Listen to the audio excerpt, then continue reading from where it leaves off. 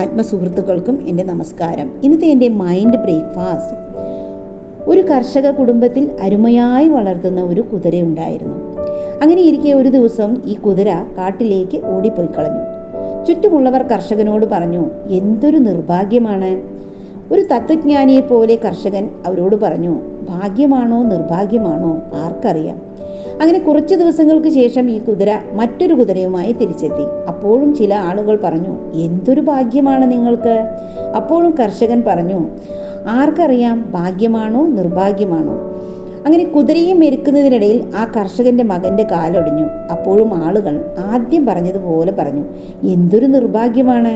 കർഷകൻ അപ്പോഴും തത്വജ്ഞാനിയെ പോലെ പറഞ്ഞു, ഭാഗ്യമാണോ നിർഭാഗ്യമാണോ ആർക്കറിയാം. ആ സമയത്താണ് നിർബന്ധിച്ച് സൈനിക സേവനത്തിന് വേണ്ടി അവിടുത്തെ രാജാവ് ഭടന്മാരെ വിട്ട് അവിടെ ചെറുപ്പക്കാരെ ഒക്കെ പിടിച്ചു കൊണ്ടുപോയി. ഇയാളുടെ മകന് മാത്രം കൊണ്ടുപോയില്ല. കാരണം കാലൊടിഞ്ഞിരിക്കുകയാണല്ലോ.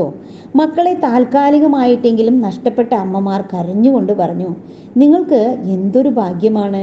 കർഷകൻ അപ്പോഴും തൻ്റെ പല്ലവി ആവർത്തിച്ചു, ഭാഗ്യമാണോ നിർഭാഗ്യമാണോ ആർക്കറിയാം. ഇത് കേട്ടിട്ട് എന്താണ് തോന്നുന്നത്? ജീവിതകാലം മുഴുവൻ ഭാഗ്യം വന്ന് മുട്ടുമെന്ന് കരുതി കതകടച്ച് മുറിയിലിരുന്നാൽ വെറുതെ ഇരുന്ന് തുരുമ്പെടുത്തു പോകുന്ന ഒരു അവസ്ഥയായി മാറും.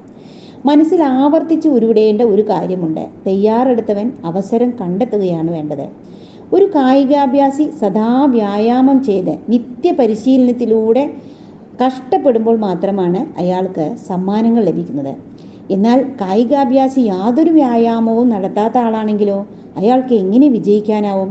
പരിശീലനത്തിലൂടെ സമ്മാനം ലഭിച്ച വ്യക്തിക്ക് ലഭിച്ച ഭാഗ്യം അയാൾ വിനയാന്വിതനായി നിരന്തര പരിശീലനത്തിലൂടെ ലഭിച്ചതാണ്. അങ്ങനെ നമ്മളും പരിശ്രമിച്ചുകൊണ്ടേയിരിക്കുമ്പോൾ നമ്മിലേക്കും ഭാഗ്യം താനേ വന്നു ചേരും. ഏവരുടെയും ചിന്തയ്ക്ക് വിട്ടുകൊണ്ടും എല്ലാവർക്കും നല്ലൊരു ശുഭദിനം ആശംസിച്ചുകൊണ്ടും സ്നേഹത്തോടെ ഞാൻ രമാ വേണുഗോപാൽ. Thank you.